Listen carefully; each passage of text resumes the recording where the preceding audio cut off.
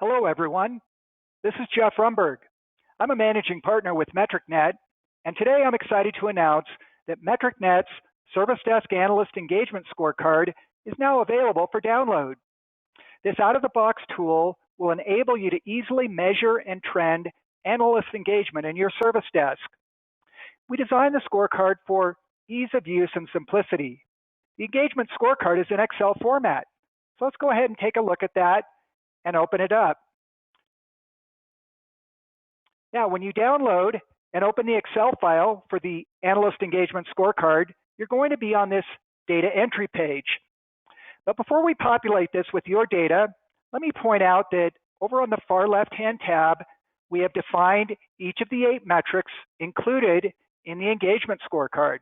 This way you don't have to guess about how any given metric is defined. Now, right next to that, we have a sample scorecard. We did this to illustrate what your monthly scorecard is going to look like. This is not your actual data, but it is illustrative of the endpoint that you're after as you populate your scorecard each month. Let's take a look at the initial scorecard. One of the things you're going to notice is that there's no data here yet. That's no surprise because we have yet to enter your analyst engagement data. So let's go back one tab to the data entry page and populate this. We're going to create some hypothetical data. We're going to call this the Acme Service Desk.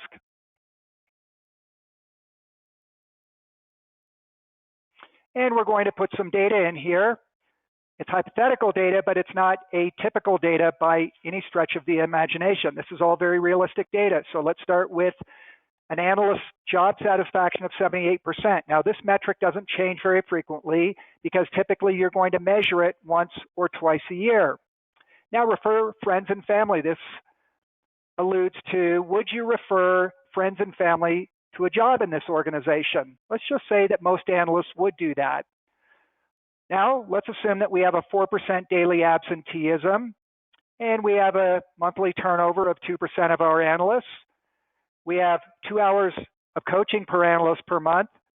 We have 1 hour of training per analyst per month. We have 4 team huddles per month.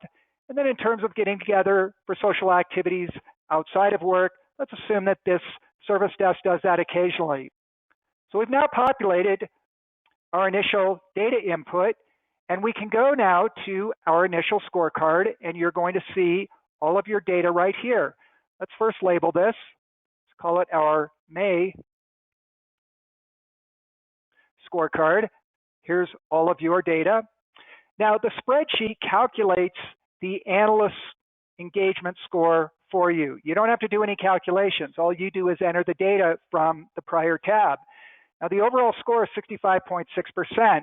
You can see the Acme Corporation Service Desk Analyst Engagement right here. They are in 5th place out of 20 benchmarking data points. So compared to 20 other Service Desk Analyst Engagement scores, they're doing pretty well. They're number 5 out of 20, which puts them in the top quartile. You can see that the average for this group, and again, this is benchmarking data over here on the left, the average for this group is 54.5%. That's what the red dashed line is that runs horizontally across this particular chart. Now, I would recommend including this chart in your next monthly report. But that's not all, because the scorecard also gives you the ability to track and trend your analyst engagement over time. So let's continue our example and go out here to the tab that says month 2. Once again, we don't have any data here yet, so we're going to start by calling this our June engagement scorecard. And click Jump to Data Entry. We come down here, and once again, we're going to make up some data, but again, this is very realistic data, even though it's made up. Let's assume that we're still at 78% on job satisfaction. Again, that number usually changes once or twice a year whenever you survey your analysts to determine their job satisfaction. On referring friends and family, let's assume that we're still at, most analysts would refer friends and family to a job in this organization. Our daily absenteeism is now down to 3% in this hypothetical example, and we're at 1.5% on monthly turnover. Monthly coaching hours per analyst were up to 2.5 hours. Monthly training hours per analyst were up to 1.5 hours. Team huddles were still at 4. And then on outside activities, let's assume that we're getting together socially more frequently outside the organization. Now, as I was entering this data for month 2, the month of June, the performance data was populating in the scorecard template up here, and we now have a new analyst engagement score of 74.1%. So we have improved. Remember, our initial score was 65.6, which wasn't a bad score. It put us in 5th place and in the top quartile. But in the second month, because we've improved on some of our metrics, we've reduced our absenteeism, reduced our turnover, increased coaching hours and training hours, our analyst engagement scores improved to 74.1%. The average for this group is 54.9%. Once again, that's the red dashed line. And our position has moved from 5th place to 2nd place when compared against 20 other benchmarking data points over here on the left-hand side. Now, all you need to do to keep this scorecard up to date is enter this data once a month.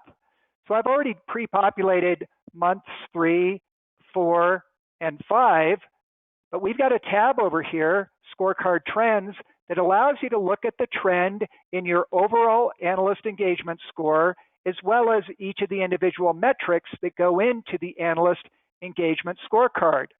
So if we go over to the trends chart, we're here on the balanced score trends, and you can see here's our initial month, May. We populated June. I pre-populated months 3, 4, and 5. The red dashed line represents the peer group average for the benchmarking data.